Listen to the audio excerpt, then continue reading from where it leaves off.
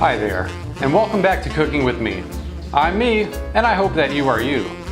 If you saw my last pancake video, you know that I was airing my grievances about the majority of keto pancake recipes that I see. They call for lots of cream cheese and eggs, and while I like both of those things, they don't taste like pancakes. For best results, you can just replace the flour in a regular pancake recipe with some nut flour.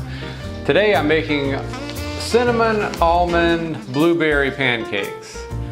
And you'll never guess what's in it. I have 5 dry ingredients, 3 wet ingredients. We're gonna mix it all together and cook it on the griddle. Let's start with the dry ingredients. We'll have 1 cup of almond flour, about a tablespoon of keto approved sweetener.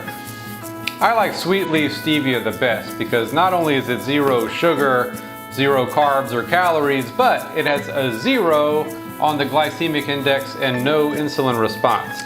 Then a pinch of salt, half a tablespoon of baking powder, and about a tablespoon of cinnamon, or however much you want. I like cinnamon a lot, and I'm not talking about my baby mama's stage name.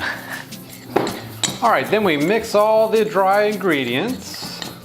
I think I'm gonna do one of those fancy cooking videos that you see on the internet where you just throw it up and, well, it's supposed to just, half a cup of heavy whipping cream and 1 tablespoon of olive oil.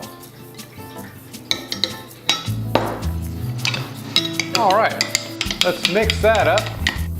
Add that to the dry ingredients. Now you stir everything up. Okay, once you have all that mixed up, add some blueberries.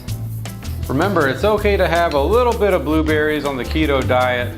You might want to stay away from it if you're trying to lose weight or if you hit a weight plateau, but as long as you keep your carbs between 20 and 50 net carbs per day, I think you'll be doing just fine and stay in ketosis. Now these things are ready for the griddle. If you're using an electric griddle, I would set it to about 350 degrees.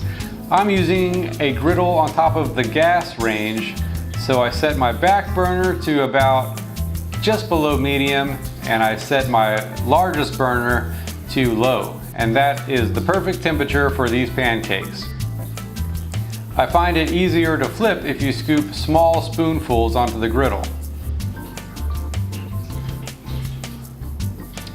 When the pancakes are done, I like to add some grass-fed butter as well as my favorite syrup, Chalk Zero Honest Maple Syrup.